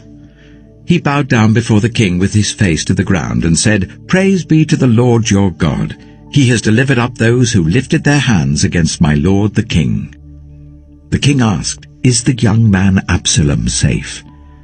Ahimaaz answered, "I saw great confusion, just as Joab was about to send the king's servant and me, your servant, but I don't know what it was." The king said, "Stand aside and wait here." So he stepped aside and stood there. Then the Cushite arrived and said, "My lord the king, hear the good news. The Lord has vindicated you today by delivering you from the hand of all who rose up against you." The king asked the Cushite, "Is the young man Absalom safe?" The Cushite replied, "May the enemies of my lord the king and all who rise up to harm you be like that young man." The king was shaken. He went up to the room over the gateway and wept. As he went, he said, "Oh, my son Absalom, my son Absalom, if only I had died instead of you, O Absalom, my son, my son." 2 Samuel chapter 19. Joab was told, "The king is weeping and mourning for Absalom." And for the whole army, the victory that day was turned into mourning, because on that day the troops heard it said, "The king is grieving for his son." The men stole into the city that day, as men steal in who are ashamed when they flee from battle. The king covered his face and cried out, "Oh, my son Absalom! Oh, Absalom, my son, my son!" Then Joab went into the house to the king and said, "Today you have humiliated all your men who have just saved your life and the lives of your sons and daughters and the lives of your wives and concubines. You love those who hate you and hate those who love you. You have made it clear today that the commanders and their men mean nothing to you. I see that you would be pleased if Absalom were alive today and all of us were dead. Now go out and encourage your men. I swear by the Lord that if you don't go out, not a man will be left with you by nightfall. This will be worse for you than all the calamities that have come on you from your youth till now." So the king got up and took his seat in the gateway. When the men were told the king is sitting in the gateway, they all came before him. Meanwhile, the Israelites had fled to their homes. Throughout the tribes of Israel, all the people were arguing among themselves, saying, "The king delivered us from the hand of our enemies. He is the one who rescued us from the hand of the Philistines. But now he has fled the country to escape from Absalom, and Absalom, whom we anointed to rule over us, has died in battle. So why do you say nothing about bringing the king back?"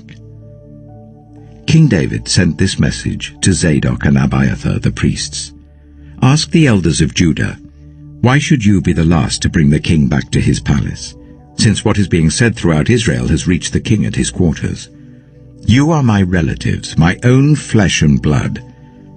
So why should you be the last to bring back the king? And say to Amasa, are you not my own flesh and blood? May God deal with me, be it ever so severely, if you are not the commander of my army for life, in place of Joab." He won over the hearts of the men of Judah, so that they were all of one mind. They sent word to the king, "Return, you and all your men." Then the king returned and went as far as the Jordan. Now the men of Judah had come to Gilgal to go out and meet the king and bring him across the Jordan. Shimei, son of Gera, the Benjamite from Bahurim, hurried down with the men of Judah to meet King David. With him were 1,000 Benjaminites, along with Ziba, the steward of Saul's household, and his 15 sons and 20 servants. They rushed to the Jordan where the king was. They crossed at the ford to take the king's household over, and to do whatever he wished. When Shimei, son of Gera, crossed the Jordan, he fell prostrate before the king, and said to him, "May my lord not hold me guilty. Do not remember how your servant did wrong on the day my lord the king left Jerusalem. May the king put it out of his mind. For I, your servant, know that I have sinned. But today I have come here as the first from the tribes of Joseph, to come down and meet my lord the king." Then Abishai, son of Zeruiah, said, "Shouldn't Shimei be put to death for this? He cursed the Lord's anointed." David replied, "What does this have to do with you, you sons of Zeruiah? What right do you have to interfere? Should anyone be put to death in Israel today? Don't I know that today I am king over Israel?" So the king said to Shimei, "You shall not die." And the king promised him on oath. Mephibosheth, Saul's grandson, also went down to meet the king. He had not taken care of his feet or trimmed his moustache or washed his clothes from the day the king left until the day he returned safely. When he came from Jerusalem to meet the king asked him, "Why didn't you go with me, Mephibosheth?" He said, "My lord the king, since I, your servant, am lame, I said, I will have my donkey saddled and will ride on it, so that I can go with the king. But Ziba my servant betrayed me, and he has slandered your servant to my lord the king. My lord the king is like an angel of God, so do whatever you wish. All my grandfather's descendants deserved nothing but death from my lord the king, but you gave your servant a place among those who eat at your table. So what right do I have to make any more appeals to the king?" The king said to him, "Why say more? I order you and Ziba to divide the land." Mephibosheth said to the king, "Let him take everything, now that my lord the king has returned home safely." Barzillai the Gileadite also came down from Rogelim to cross the Jordan with the king, and to send him on his way from there. Now Barzillai was very old, 80 years of age. He had provided for the king during his stay in Mahanaim, for he was a very wealthy man. The king said to Barzillai, "Cross over with me and stay with me in Jerusalem, and I will provide for you." But Barzillai answered the king, "How many more years shall I live, that I should go up to Jerusalem with the king? I am now 80 years old. Can I tell the difference between what is enjoyable and what is not? Can your servant taste what he eats and drinks? Can I still hear the voices of male and female singers? Why should your servant be an added burden to my lord the king? Your servant will cross over the Jordan with the king for a short distance, but why should the king reward me in this way? Let your servant return, that I may die in my own town near the tomb of my father and mother. But here is your servant Kimham. Let him cross over with my lord the king. Do for him whatever you wish." The king said, "Kimham shall cross over with me, and I will do for him whatever you wish. And anything you desire from me I will do for you." So all the people crossed the Jordan, and then the king crossed over. The king kissed Barzillai and bade him farewell, and Barzillai returned to his home. When the king crossed over to Gilgal, Kimham crossed with him. All the troops of Judah and half the troops of Israel had taken the king over. Soon all the men of Israel were coming to the king and saying to him, "Why did our brothers, the men of Judah, steal the king away and bring him and his household across the Jordan, together with all his men?" All the men of Judah answered the men of Israel, "We did this because the king is closely related to us.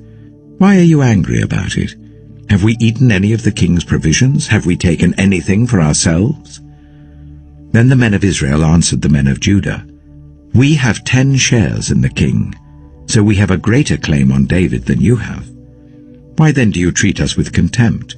Weren't we the first to speak of bringing back our king?" But the men of Judah pressed their claims even more forcefully than the men of Israel. 2 Samuel chapter 20. Now a troublemaker named Sheba, son of Bichri, a Benjaminite, happened to be there. He sounded the trumpet and shouted, "We have no share in David, no part in Jesse's son. Every man to his tent, Israel." So all the men of Israel deserted David to follow Sheba, son of Bichri. But the men of Judah stayed by their king all the way from the Jordan to Jerusalem. When David returned to his palace in Jerusalem, he took the 10 concubines he had left to take care of the palace and put them in a house under guard. He provided for them but had no sexual relations with them. They were kept in confinement till the day of their death, living as widows.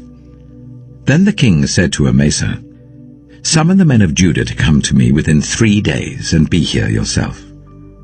But when Amasa went to summon Judah, he took longer than the time the king had set for him. David said to Abishai, "Now Sheba, son of Bichri, will do us more harm than Absalom did. Take your master's men and pursue him, or he will find fortified cities and escape from us." So Joab's men and the Kerethites and the Pelethites and all the mighty warriors went out under the command of Abishai. They marched out from Jerusalem to pursue Sheba, son of Bichri. While they were at the great rock in Gibeon, Amasa came to meet them. Joab was wearing his military tunic, and strapped over it at his waist was a belt with a dagger in its sheath. As he stepped forward, it dropped out of its sheath. Joab said to Amasa, "How are you, my brother?" Then Joab took Amasa by the beard with his right hand to kiss him. Amasa was not on his guard against the dagger in Joab's hand, and Joab plunged it into his belly, and his intestines spilled out onto the ground. Without being stabbed again, Amasa died. Then Joab and his brother Abishai pursued Sheba, son of Bichri. One of Joab's men stood beside Amasa and said, "Whoever favors Joab, and whoever is for David, let him follow Joab." Amasa lay wallowing in his blood in the middle of the road, and the man saw that all the troops came to a halt there. When he realized that everyone who came up to Amasa stopped, he dragged him from the road into a field and threw a garment over him. After Amasa had been removed from the road, everyone went on with Joab to pursue Sheba, son of Bichri. Sheba passed through all the tribes of Israel to Abel-Beth-Maachah, and through the entire region of the Bichrites, who gathered together and followed him. All the troops with Joab came and besieged Sheba in Abel-Beth-Maachah. They built a siege ramp up to the city, and it stood against the outer fortifications. While they were battering the wall to bring it down, a wise woman called from the city, "Listen! Listen!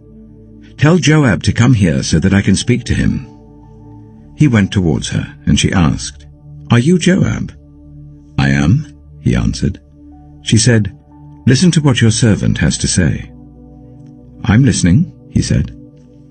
She continued, "Long ago they used to say, 'Get your answer at Abel,' and that settled it. We are the peaceful and faithful in Israel. You are trying to destroy a city that is a mother in Israel.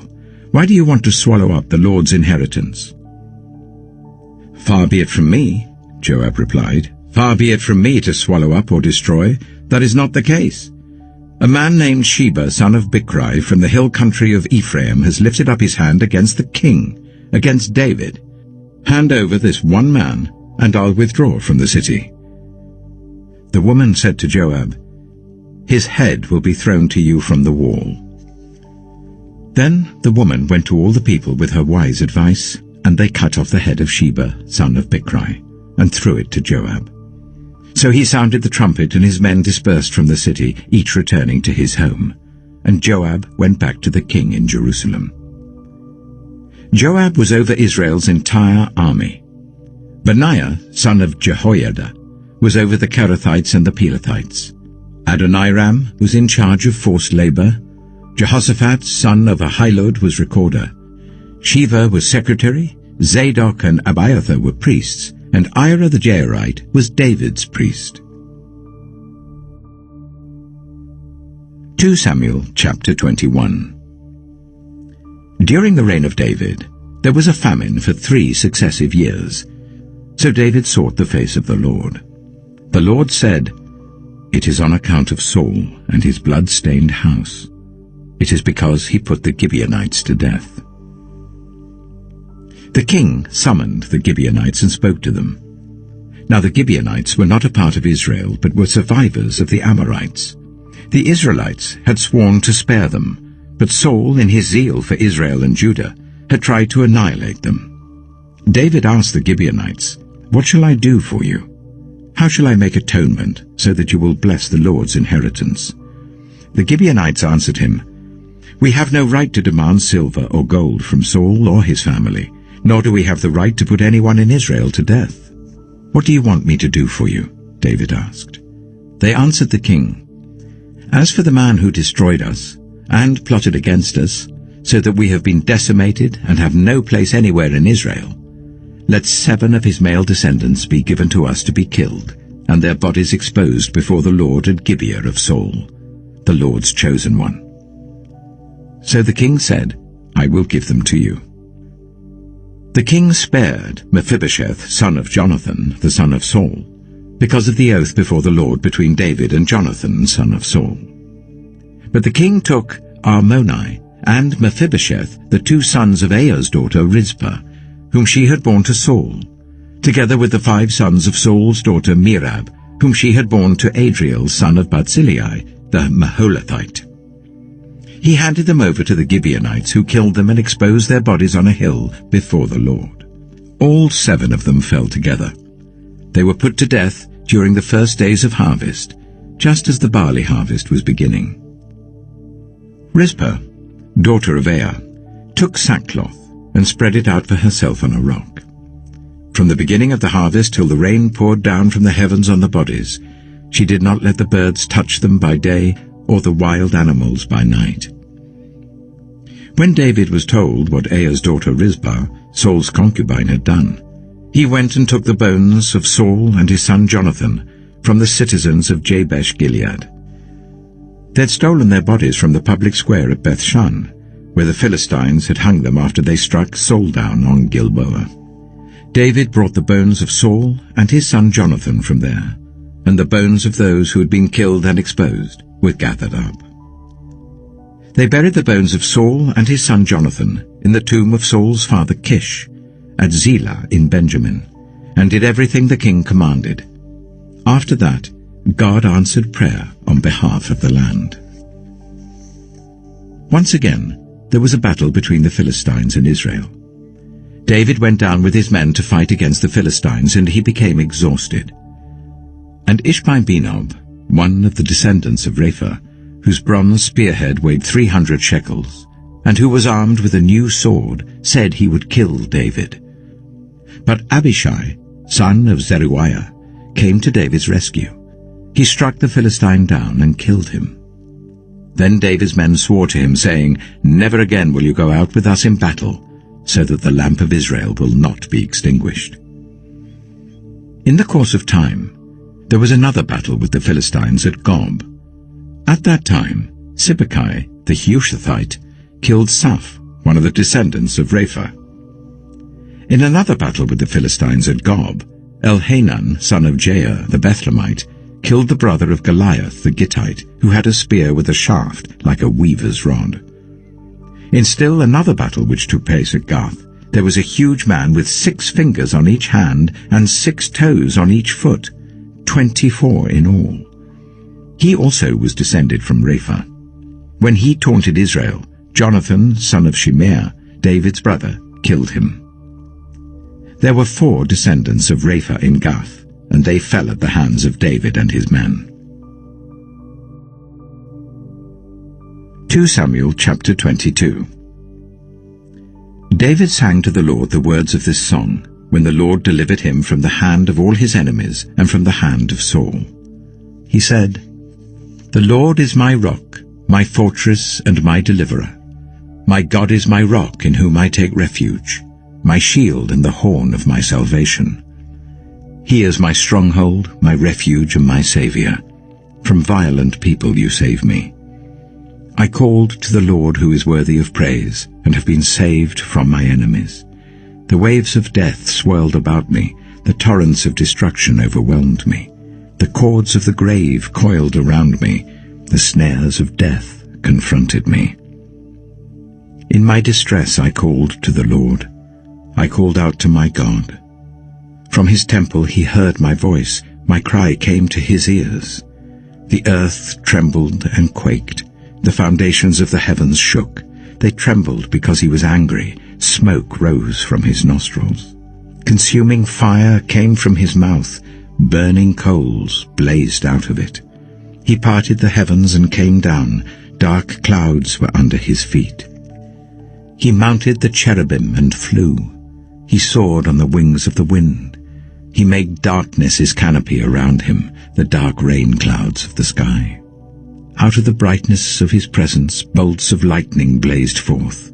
The Lord thundered from heaven. The voice of the Most High resounded. He shot his arrows and scattered the enemy. With great bolts of lightning he routed them. The valleys of the sea were exposed, and the foundations of the earth laid bare at the rebuke of the Lord, at the blast of breath from his nostrils. He reached down from on high and took hold of me. He drew me out of deep waters. He rescued me from my powerful enemy, from my foes who were too strong for me. They confronted me in the day of my disaster, but the Lord was my support. He brought me out into a spacious place. He rescued me because he delighted in me. The Lord has dealt with me according to my righteousness. According to the cleanness of my hands he has rewarded me. For I have kept the ways of the Lord. I am not guilty of turning from my God. All his laws are before me. I have not turned away from his decrees. I have been blameless before him and have kept myself from sin. The Lord has rewarded me according to my righteousness, according to my cleanness in his sight. To the faithful, you show yourself faithful. To the blameless, you show yourself blameless. To the pure, you show yourself pure. But to the devious, you show yourself shrewd. You save the humble, but your eyes are on the haughty to bring them low. You, Lord, are my lamp. The Lord turns my darkness into light. With your help I can advance against a troop. With my God I can scale a wall. As for God, his way is perfect. The Lord's word is flawless. He shields all who take refuge in him. For who is God besides the Lord? And who is the rock except our God? It is God who arms me with strength and keeps my way secure. He makes my feet like the feet of a deer. He causes me to stand on the heights. He trains my hands for battle. My arms can bend a bow of bronze. You make your saving help my shield. Your help has made me great. You provide a broad path for my feet, so that my ankles do not give way. I pursued my enemies and crushed them. I did not turn back till they were destroyed. I crushed them completely, and they could not rise. They fell beneath my feet. You armed me with strength for battle. You humbled my adversaries before me. You made my enemies turn their backs in flight, and I destroyed my foes. They cried for help, but there was no one to save them. To the Lord, but he did not answer. I beat them as fine as the dust of the earth. I pounded and trampled them like mud in the streets. You have delivered me from the attacks of the peoples. You have preserved me as the head of nations. People I did not know now serve me. Foreigners cower before me.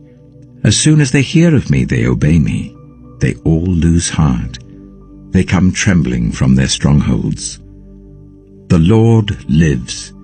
Praise be to my rock. Exalted be my God, the rock, my Saviour.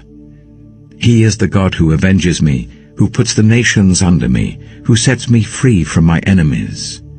You exalted me above my foes. From a violent man you rescued me. Therefore I will praise you, Lord, among the nations. I will sing the praises of your name. He gives his king great victories.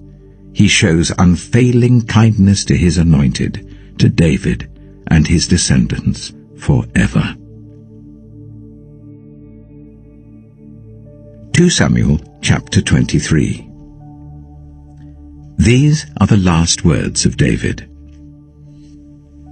The inspired utterance of David, son of Jesse, the utterance of the man exalted by the Most High, the man anointed by the God of Jacob, the hero of Israel's songs. The Spirit of the Lord spoke through me. His word was on my tongue. The God of Israel spoke. The Rock of Israel said to me, when one rules over people in righteousness, when he rules in the fear of God, he is like the light of morning at sunrise on a cloudless morning, like the brightness after rain that brings grass from the earth. If my house were not right with God, surely he would not have made with me an everlasting covenant, arranged and secured in every part. Surely he would not bring to fruition my salvation and grant me my every desire. But evil men are all to be cast aside like thorns, which are not gathered with the hand. Whoever touches thorns uses a tool of iron or the shaft of a spear. They are burned up where they lie. These are the names of David's mighty warriors. Josheb-Bashebeth, a Tachimonite, was chief of the three. He raised his spear against 800 men whom he killed in one encounter. Next to him was Eleazar, son of Dodai the Ahohite. As one of the three mighty warriors, he was with David when they taunted the Philistines gathered at Pasdammim for battle. Then the Israelites retreated, but Eleazar stood his ground and struck down the Philistines till his hand grew tired and froze to the sword. The Lord brought about a great victory that day. The troops returned to Eleazar, but only to strip the dead. Next to him was Shammah, son of Agi, the Hararite. When the Philistines banded together at a place where there was a field full of lentils, Israel's troops fled from them. But Shammah took his stand in the middle of the field. He defended it and struck the Philistines down, and the Lord brought about a great victory. During harvest time, 3 of the 30 chief warriors came down to David at the cave of Adullam, while a band of Philistines were encamped in the valley of Rephaim. At that time, David was in the stronghold, and the Philistine garrison was at Bethlehem. David longed for water, and said, "Oh, that someone would get me a drink of water from the well near the gate of Bethlehem." So the 3 mighty warriors broke through the Philistine lines, drew water from the well near the gate of Bethlehem, and carried it back to David. But he refused to drink it. Instead, he poured it out before the Lord. "Far be it from me, Lord, to do this," he said. "Is it not the blood of men who went at the risk of their lives?" And David would not drink it. Such were the exploits of the 3 mighty warriors. Abishai, the brother of Joab, son of Zeruiah, was chief of the 3. He raised his spear against 300 men, whom he killed, and so he became as famous as the 3. Was he not held in greater honor than the 3? He became their commander, even though he was not included among them. Benaiah, son of Jehoiada, a valiant fighter from Kabzeel, performed great exploits. He struck down Moab's 2 mightiest warriors. He also went down into a pit on a snowy day and killed a lion. And he struck down a huge Egyptian. Although the Egyptian had a spear in his hand, Benaiah went against him with a club. He snatched the spear from the Egyptian's hand and killed him with his own spear. Such were the exploits of Benaiah, son of Jehoiada. He too was as famous as the 3 mighty warriors. He was held in greater honor than any of the 30, but he was not included among the 3. And David put him in charge of his bodyguard. Among the 30 were Asahel, the brother of Joab, Elhanan, son of Dodo, from Bethlehem, Shammah, the Harodite, Elika, the Harodite, Helez, the Paltite, Ira, son of Ikesh, from Tekoa, Abiezer, from Anathoth, Sibbecai, the Hushathite, Zalmon, the Ahohite, Maharai, the Netophathite, Heled, son of Baanah, the Netophathite, Ittai, son of Ribai, from Gibeah in Benjamin, Benaiah, the Pirathonite, Hiddai, from the ravines of Gaash, Abi-Albon, the Arbathite, Asmaveth, the Barumite, Eliabah, the Shaalbonite, the sons of Jashen, Jonathan, son of Shammah, the Hararite, Ahiam, son of Sherah, the Hararite, Eliphalet, son of Ahasbai, the Maacathite,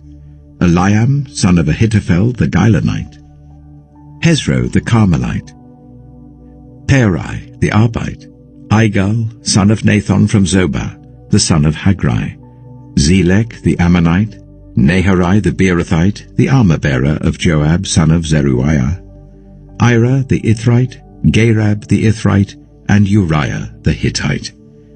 There were 37 in all. 2 Samuel chapter 24. Again the anger of the Lord burned against Israel, and he incited David against them, saying, "Go and take a census of Israel and Judah." So the king said to Joab and the army commanders with him, "Go throughout the tribes of Israel from Dan to Beersheba, and enroll the fighting men, so that I may know how many there are." But Joab replied to the king, "May the Lord your God multiply the troops 100 times over, and may the eyes of my lord the king see it. But why does my lord the king want to do such a thing?" The king's word, however, overruled Joab and the army commanders, so they left the presence of the king to enroll the fighting men of Israel.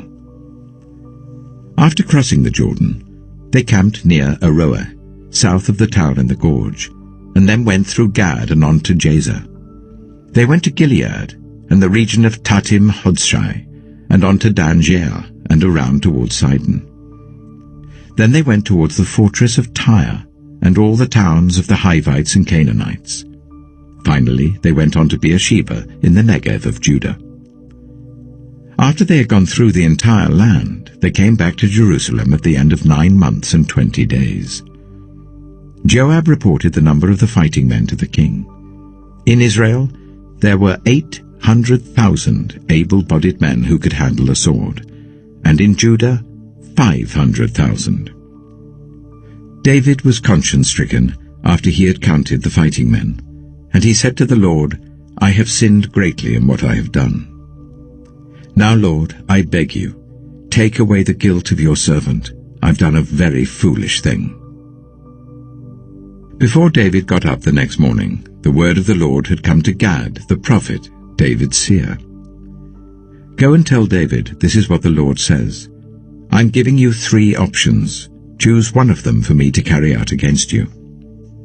So Gad went to David and said to him, "Shall there come on you 3 years of famine in your land, or 3 months of fleeing from your enemies while they pursue you, or 3 days of plague in your land? Now then, think it over and decide how I should answer the one who sent me." David said to Gad, "I am in deep distress. Let us fall into the hands of the Lord, for his mercy is great, but do not let me fall into human hands." So the Lord sent a plague on Israel from that morning until the end of the time designated, and 70,000 of the people from Dan to Beersheba died. When the angel stretched out his hand to destroy Jerusalem, the Lord relented concerning the disaster, and said to the angel who was afflicting the people, "Enough, withdraw your hand." The angel of the Lord was then at the threshing floor of Araunah the Jebusite. When David saw the angel who was striking down the people, he said to the Lord, "I have sinned. I, the shepherd, have done wrong. These are but sheep. What have they done? Let your hand fall on me and my family." On that day, Gad went to David and said to him, "Go up and build an altar to the Lord on the threshing floor of Araunah the Jebusite." So David went up as the Lord had commanded through Gad. When Araunah looked and saw the king and his officials coming towards him, he went out and bowed down before the king with his face to the ground. Araunah said, "Why has my lord the king come to his servant?" "To buy your threshing floor," David answered, "so that I can build an altar to the Lord, that the plague on the people may be stopped." Araunah said to David, "Let my lord the king take whatever he wishes and offer it up. Here are oxen for the burnt offering, and here are threshing sledges and ox yokes for the wood. Your majesty, Araunah gives all this to the king." Araunah also said to him, "May the Lord your God accept you." But the king replied to Araunah, "No, I insist on paying you for it. I will not sacrifice to the Lord my God burnt offerings that cost me nothing." So David bought the threshing floor and the oxen and paid 50 shekels of silver for them. David built an altar to the Lord there and sacrificed burnt offerings and fellowship offerings. Then the Lord answered his prayer on behalf of the land, and the plague on Israel was stopped. Olá, querido amigo. Você ama ler e busca sempre crescer espiritualmente? Então eu tenho uma novidade que vai transformar o seu tempo de leitura. Apresento a você o nosso novo canal Lendo Juntos. Livros Cristãos, um espaço dedicado a quem deseja conhecer, refletir e se aprofundar na Palavra de Deus através de livros que edificam, ensinam e inspiram. Em cada vídeo, vamos compartilhar leituras de livros cristãos, explorar suas mensagens, aprender lições valiosas para o dia a dia e fortalecer a nossa fé juntos. Se você sente o desejo de crescer espiritualmente e tornar sua caminhada cristã mais profunda, este canal é para você. Aqui, a leitura se torna uma experiência compartilhada, com muitos insights que vão transformar sua vida.